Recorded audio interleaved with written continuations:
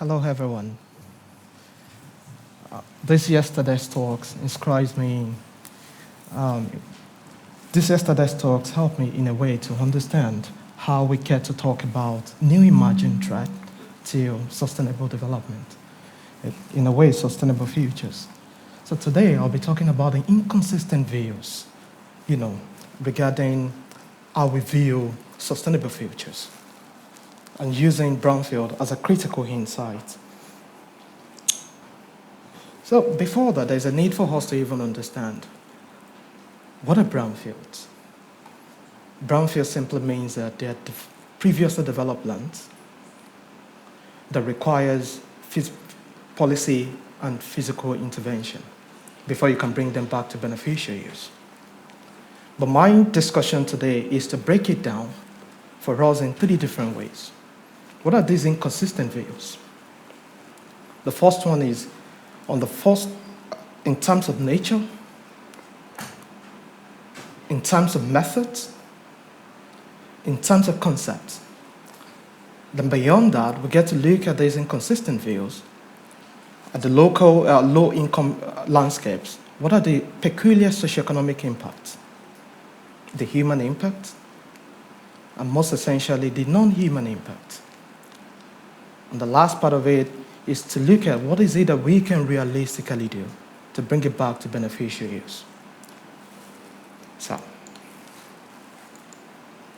in terms of how have we examined brownfield, in terms of nature,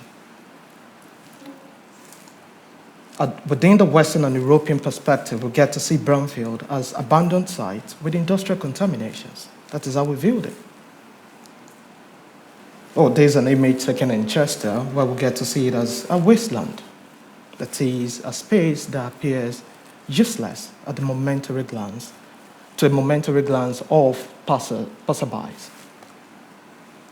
There's another example of what it means to be a wasteland. It could be a void as well, and it could be a meadow, just like this, Chester Meadow. In a way, it has a way of contributing to environmental sustainability. But how have we viewed it in the low-income landscapes? It could be an abandoned site. It could be an abandoned park. It could be a derelict site. Or it could be a vacant site. A vacant site in the sense that it requires a physical or policy intervention to bring them back to beneficial use. Another example. But here again it could be an underutilized site. An underutilized site in the sense that it serves as a waste dump. So that's in terms of the inconsistency, how we viewed it at the global perspective, at the global north perspective and the global south. But what about the inconsistency regarding how we get to scrutinize brownfield in terms of methods? If you look around you, if I ask you, for instance, pick a research topic around you, the very first thing you want to do is you want to visualize it. That's oculocentric research, what we can see with our eyes. What about the horocentric? TEDx talks like this. Many of us want to pick a new research topic, maybe for students. I remember years ago, I had the opportunity of picking my first research topic at the undergraduate level just by listening to an erudite professor. But often ignored is how we get to use our nose. You can use your nose to identify a research problem, which we call the olfactocentric research. I remember that I was able to identify this brownfield site with the use of my nose. I wanted to gas my car, and I came out of the car and I realized that there was a stench coming from somewhere. I was like, okay, where is it coming from? Because I've got a very sensitive nose. And I tried to pinpoint it using my nose. And here we are, examples of all those previous images that you sent, just through my nose. But that's not the point. The point is, these sites were invisible. Because through our nose, what we smell, in a way, consists of different things at different times because of the ephemeral nature of it. What about in terms of concept? We know what environmental justice is all about. Many scholars have used environmental justice to plot the trend between discriminated territories and hazardous facilities, or based on different identity issues, whether race, whether class, or whether even sexual orientation. They've used environmental injustice sufficiently. But often rarely tested are these powerful theories because they afford us the opportunity to rethink conceptually and politically as well. In terms of, one, necropolitics. How do these sites, in a way, expose citizens to powers of death? The sites that you've seen before, how do they expose citizens? Like, how do they make their lives expendable? How do we get to see it as business as usual every day? Oh, what about slow violence? These sites have been existing for years, but we don't get to see it. So it talks about the effect of time. If it has been there for years, the question is, do we know the kind of havoc? Can we quantify the kind of havoc that it has caused to the environment? So, slow violence talks about the violence that takes time to develop, brutal, out of sight, with delayed destruction. But the question is, out of sight to whom? Is it to the insiders or outsiders? Just keep that in mind. So today, for the spatial context of what constitutes brownfield, I'm using Ilorin, Nigeria as a gateway to wider debate. Predominantly Islamic city, Yoruba speaking, and consists of 32 tribal communities hosting over 1,000 brownfields. So to the second part of this presentation, what are the peculiar threats to sustainable futures through brownfields? I'll try to break it down into the first, which is the socioeconomic impact. You've seen the previous sites because attention has been drawn to how we get to see it in high-income landscapes. But what about the low-income landscape, which is my focus? It displaces population in an unexpected way. You find it surprising that more than 26,000 individuals have been displaced. Consider what interview owner has to say. Yes, people moved out, which I know very well. We cannot leave because we are land and house owners. Only the people who rented moved out.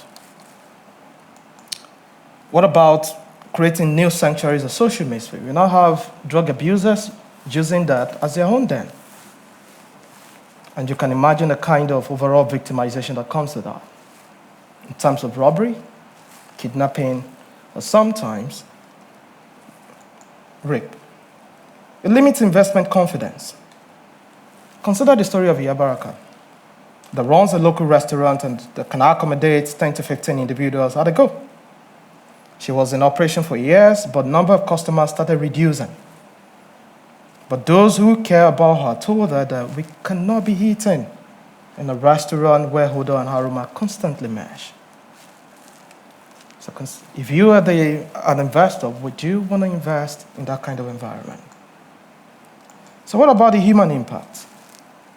And part of it I try to understand is, visiting this site myself, this is a low-income area. They can't be generating this all kind of waste. And that in a way is being validated by interviewers telling me, oh, you cannot honestly think that we generated all this waste. How many people do you think do we still have around? And how much are we eating that we generate such waste? That's to tell you that the waste is being imported from the high-income zone to the low-income zone. Just because they cannot noisily object, just because they don't have the voice, because of weak or disjointed political structure. We can no longer have family feasts. That's the social-cultural. So the idea of coming together to eat at night and allow, whether listening to folk tales and all that, that's gone. Disruption to normal social-cultural life. Residents now live with stench. Yes. Consider this image very well. What is true of this woman It's true of the entire community. That is how they get to navigate that environment. Imagine living in this environment. Every day you had to block your nose.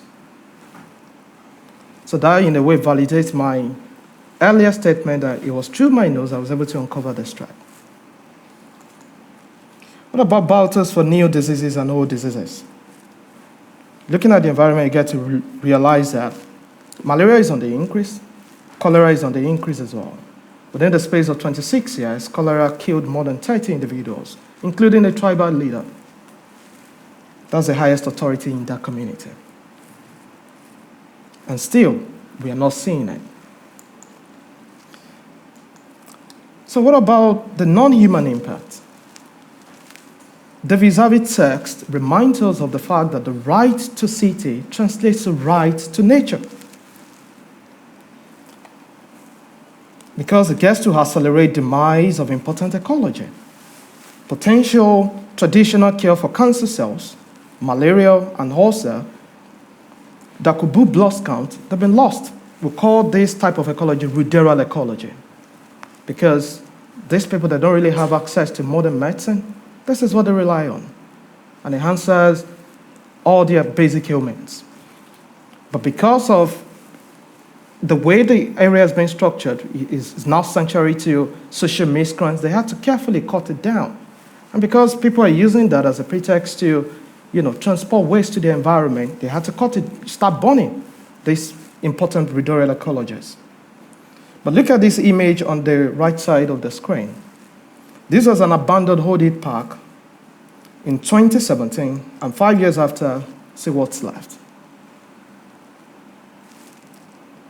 So they grieved their trees, they grieved their ecology, these important ecologies. What about the cosmetic values?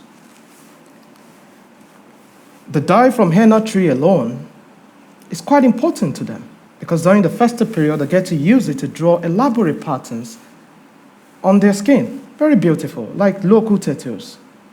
And I can tell you for a fact that this henna tree has been the cornerstone, or was the cornerstone, of the city formation of this area because they gather around it because they made a living out of it. So, this is another image of how they carefully burn. What they're burning there is not, they're burning the waste. And in doing that, they're not going to discriminate. So the ruderal ecologies that they relied upon for years get extirpated in that.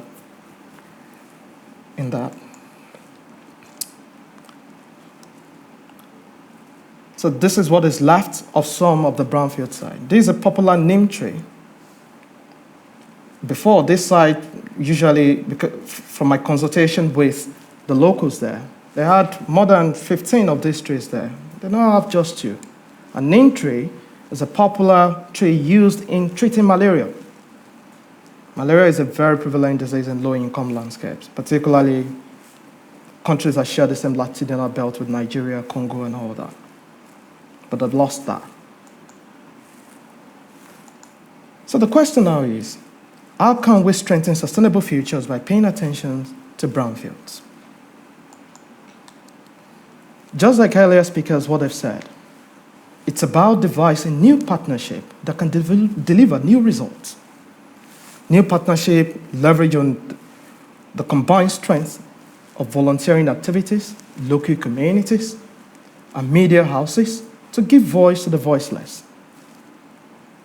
Academics, in a way, should employ slow observation, to uncover this threat and alternative means of telling the story of the oppressed populations via critical investigations.